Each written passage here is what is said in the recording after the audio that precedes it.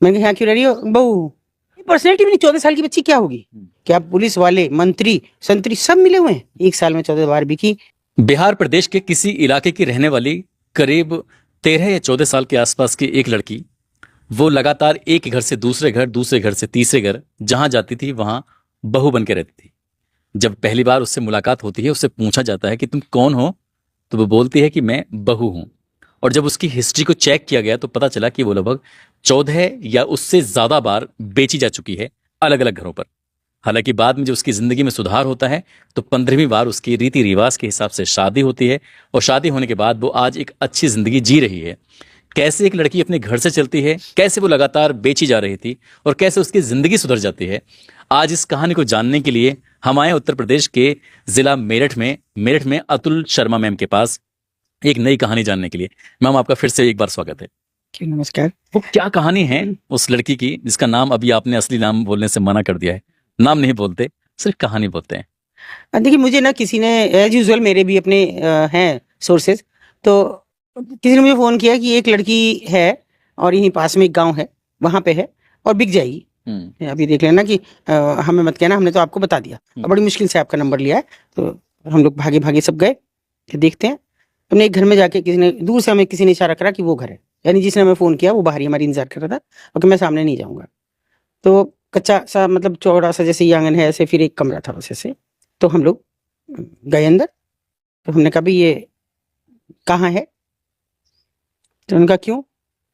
मैंने कहा बताओ कहाँ पे है। तो नहीं बताने को तैयार थे। फिर हमने दिख गई हमें, मैंने कहा तुम ये हो?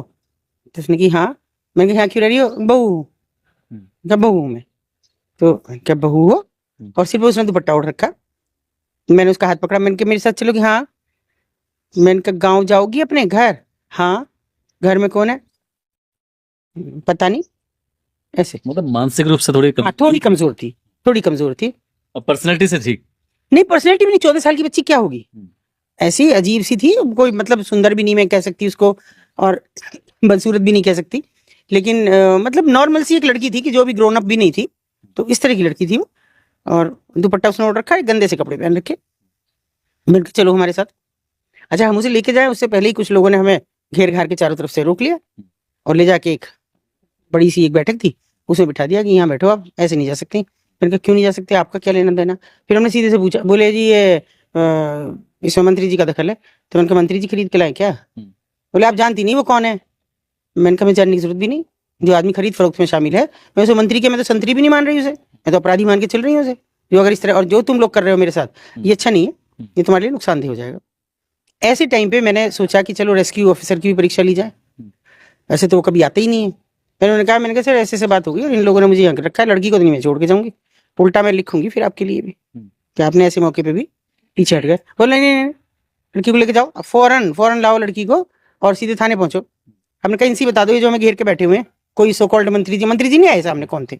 सो कॉल्ड मंत्री जी के गुर्गे हैं और ये कह रहे हैं आप जानती नहीं वो आपका क्या कर देंगी और क्या कर देंगे और कैसे आपका यहाँ से निकलना मुश्किल हो जाएगा, और हमसे 2 किलोमीटर पे ये गाँव। हमने कहा हम तो लेके जाएंगे। हम ले गए थाने उसको। ऐसे अभी तक जो आपको धमकी मिल रही थी वो चेहरे चपाटों से मिल रही थी? चेले चपाटों से मिल रही थी। तो फिर हम पहुंच गए। अभी मंत्री जी को तो हम बेहतर जानते थे, जिनका वो नाम ले रहा, जिनका वो घर था। फिर हम आ गए थाने। तो हमें एसएचओ कहता है कि अरे कहाँ मैडम, चक्कर में पड़ रही हो, अब लड़की छोड़ जाओ। मैंने कहा कमीशन है कुछ? अगर कमीशन हो तो बताओ, नहीं तो मैं लिख के जाऊंगी इसी लेटर पे कि आपने लेने से मना किया, जो मैं आपको दे रही हूँ लिखित में। और मैं लिख के आई। उसने लिखा, मैडम सुनो तो। मैंने कहा कुछ नहीं सुन रही मैं लिख के देखे आई कि मैंने कहा एसओ ने लेने से मना कर दिया, नाम लिखा उनका, इन्होंने लेने से मना कर दिया। फिर उसकी एक फोटो खींची मैंने और मैंने कहा अभी तो आप भुगतोगे इसे। मैं आप भुगतोगे और मैं इसे सब जगह भेजूंगी कि आप पुलिस वाले, मंत्री, संतरी सब मिले हुए हैं एक इतनी सी मासूम सी बच्ची को बेचने में। और फिर इस बीच हमें मौका भी नहीं मिल रहा था उस लड़की से बात करने का। फिर मैंने, जबकि वो सुंदर भी नहीं है। ना सुंदर भी नहीं है, तब वो मंत्री और पुलिस वाले लगे हुए हैं। देखिए सब लगे हुए हैं। तो जिसने हमें सूचना दी थी उसने कहा आज इसका 80,000 में सौदा किया गया है। और मैंने कहा तुम्हें कैसे पता 80,000 में? भाई जब तुम वहां हो नहीं, तुम तो उसको खिला। बोले मेरा रिश्तेदार है, खरीदने वाला मेरा रिश्तेदार है और मुझे पता है इसमें बवाल होना है। मैंने कहा क्यों? क्योंकि उसे तो बहुत सुंदर लड़की बता रखी। तो मैंने कहा तुझे क्या परेशानी हुई इसमें? बोले मैं तो बिचौलिया हूँ उसमें। अच्छा। मैं ही तो बता के आया हूँ कि सुंदर है।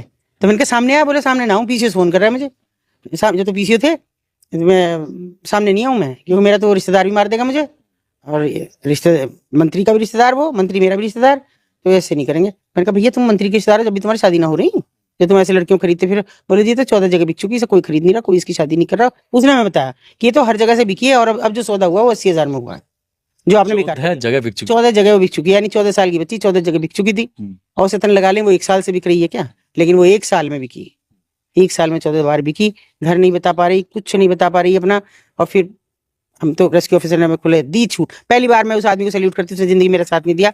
इसमें दिया, लेटर भेजा वहां एसओ को कि तुरंत मुकदमा कायम कराया जाए, जिसके खिलाफ ये कह रही है। कोई ऑफिसर थे? अरे अभी बड़े दुर्भाग्य की बात है, रेस्क्यू ऑफिसर हर जिले में तैनात हैं। वहां इन्हीं महिलाओं, ऐसी महिलाओं के लिए, ऐसी बच्चियों के लिए कि उनको रेस्क्यू और रिहेबिलिटेट करने के लिए। मगर पहली बार जैसे आप ही पूछ रहे हैं क्या ये ऑफिसर है? और ये एक पद है, बाकायदा सृजित पद है कि जो बरसों बरस चलता है, आईटीपी एक्ट के तहत है ये। मैंने पहली बार सुना ना। हर आदमी यही कहता है कि हमने पहली बार, ये आईटीपीए एक्ट जो इस तरह की महिलाओं बच्चियों के लिए बना हुआ है, चाहे वो रेड लाइट एरियाज में फंसी हो और कहीं फंसी हो। तो ये गवर्नमेंट जॉब का होता है? गवर्नमेंट जॉब, पक्का गवर्नमेंट जॉब। तो पुलिस से होता है? क्लास 1 ऑफिसर नहीं, प्रशासनिक है। तो क्या एसडीएम की रैंक का होता है? किस क्लास 1 ऑफिसर होता है, एसडीएम रैंक तो नहीं होता, लेकिन डिस्ट्रिक्ट प्रोबेशन ऑफिसर और ये सब इसी विधा के वो लोग हैं। अच्छा। क्लास 1 ऑफिसर है, अच्छी खासी सैलरी है, ऑफिस होता है अलग, बिल्कुल बाकायदा पूरा स्टाफ। और इसी काम के लिए? सिर्फ इसके लिए कि इनका रेस्क्यू किया जाए, इनको रिहेबिलिटेट किया जाए और इनका पुनर्वास किया जाए इनके घरों में, ये उनका काम है।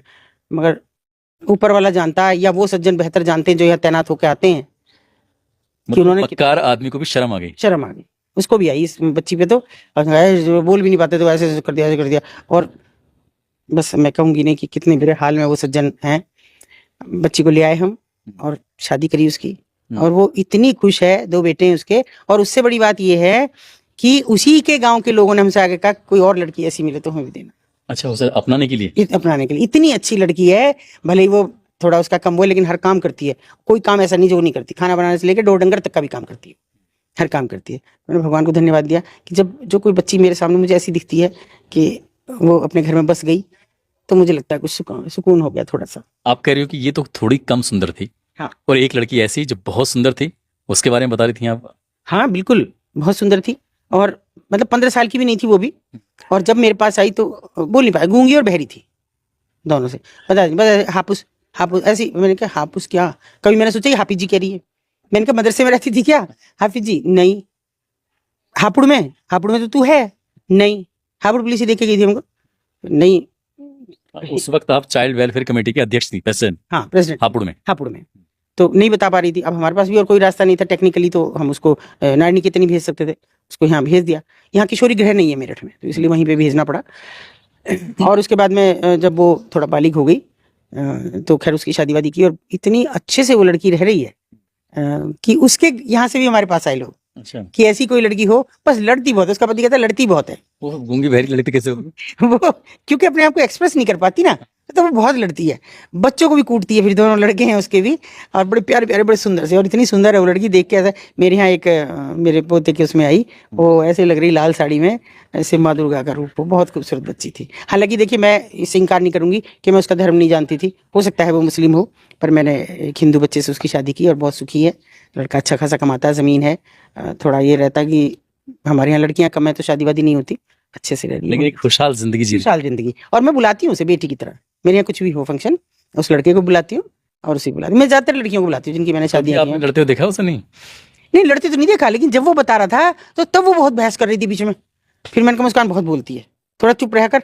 तो फिर भी बता रही है कि ऐसे कर, हाथ चल रहे हैं और मुंह से आवाज कुछ निकल रही है, कुछ समझ नहीं आ रहा मुझे क्या। अच्छा, लंबी बहुत है वो। अच्छा। मैं समझती हूँ 5'8" होगी कम से कम। 5 फुट 8 इंच? हाँ, काफी लंबी है वो। लड़का भी बहुत लंबा चौड़ा है।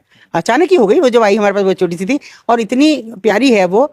पर उसका लड़ना देख के मुझे इतनी हंसी आ रही थी। मैंने कहा तू काहे परेशान हो रहा है, ये अपनी जुबान तो खराब कर रही है, इसको तो कुछ ही नहीं पता। तो कह रहा मेरे सिर में दर्द हो जाता जब ये इतना लड़ती है, इतना मुझे समझ ही नहीं आ रहा है क्या कह रही है। मैंने कहा किस बात पे शुरू करती है?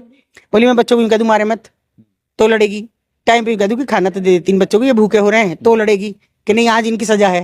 ये बताइए, सजा है आज स्कूल का काम नहीं करा, होमवर्क नहीं करा, इसलिए पिटेंगे और मैंने खाना नहीं दूंगी। वो आपको कैसे माँ कहती है? माँ कहती है, बिल्कुल गले लगती है। मेरी हर बच्ची जितनी भी है, अभी मुझे कोई कह रहा था कि एक फिल्म आई थी, मुझे नहीं पता आई होगी, 1084 की माँ, वो शायद किसी कैदी का नंबर था, लेकिन मुझे एक पॉडकास्ट में किसी ने कहा कि आप 1084 की माँ। 1084 की तो नहीं हूँ, लेकिन 562 की जरूर है। मैं कहती बाकी एकदम दिल को छूने वाली कहानियां। पहली वाली जो सिर्फ बहू कहलवाती थी अपने आप को कि कहाँ कौन क्या कि मैं बहू, और पता चला कि वो 14 बार बिक चुकी है, फिर 15वीं बार जाकर उसकी सचमुच बढ़िया से शादी की जाती है, आज उसके बच्चे हैं। ऐसे ये जो बहुत खूबसूरत है, 5 फुट 8 इंच इसकी लंबाई है, पर्सनैलिटी अच्छी है, उसकी शादी होती है, वो लड़ती है तो बड़े मजेदार तरीके से लड़ती है, अंदाजा लगा सकते हैं कोई गूंगा बहरा कैसे लड़ेगा। तो उम्मीद करता हूँ ये कहानी भी आपको बहुत पसंद आई होगी। आप सब लोग अपना ख्याल रखें, सुरक्षित रहें। जय हिंद, जय भारत।